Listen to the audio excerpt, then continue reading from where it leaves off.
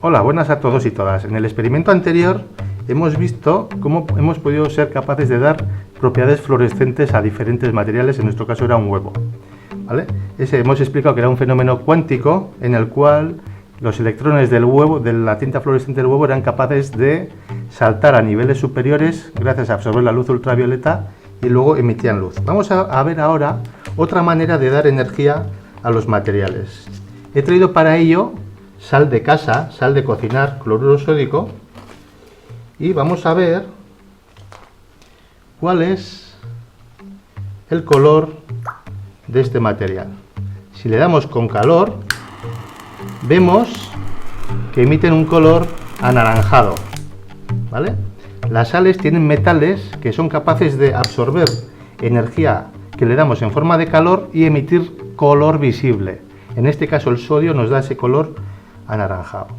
Pero no solo eso, he traído otras sales.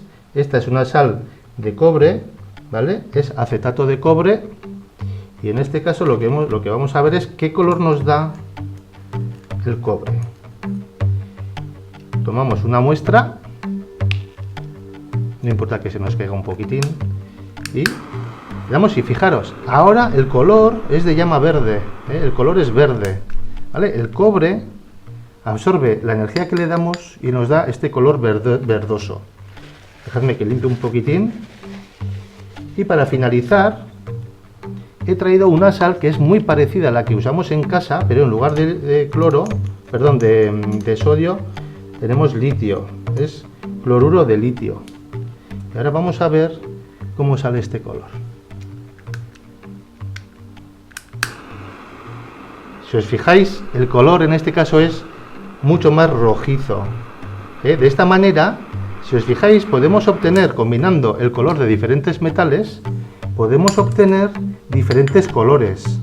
Y esto es precisamente lo que se hace en los fuegos artificiales. En los fuegos artificiales, en los cohetes, se mezclan diferentes sales de este tipo dependiendo del color que le queremos dar. Y una vez que el cohete explota, consigue la energía para luego poder emitir estos colores. Estamos jugando mucho con la luz, y para afinar vamos a jugar con una última luz, que es la luz de microondas. La luz de microondas la utilizamos mucho en casa para cocinar, pero también se utiliza en telecomunicaciones. Y vamos a ver, he traído dos móviles, ¿vale?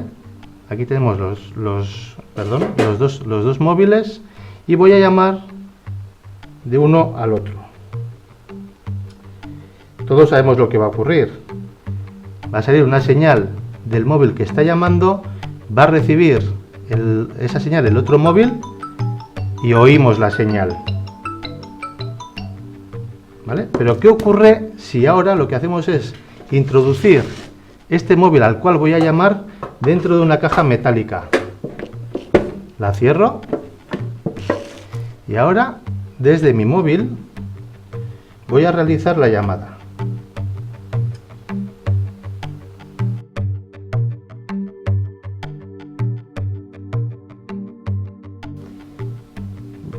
Y a ver qué ocurre.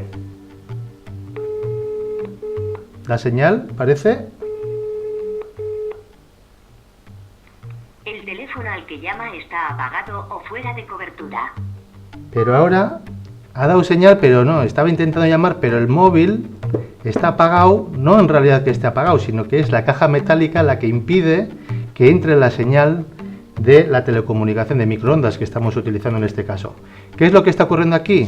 Es el fenómeno conocido como la caja de Faraday. Es la caja metálica, genera un campo magnético que impide que entre la radiación dentro. Y no solo es para la radiación, sino que nos vale también para la corriente eléctrica. Y es por ello que las cajas de Faraday las utilizamos todos los días en nuestras casas, porque son lo que nos protegen los aparatos electrónicos, como los ordenadores, las televisiones, etcétera. Por eso están rodeados, digamos, de esa caja metálica. Un coche también es una caja de Faraday, un avión también, y por eso nos protegen de si cae un rayo o una tormenta. Pues bueno, dicho todo esto, ya hemos visto cómo con cosas que tenemos en casa podemos hacer una serie de experimentos que nos ayuden a entender los fenómenos de la física y de la química. Hasta otra, amigos.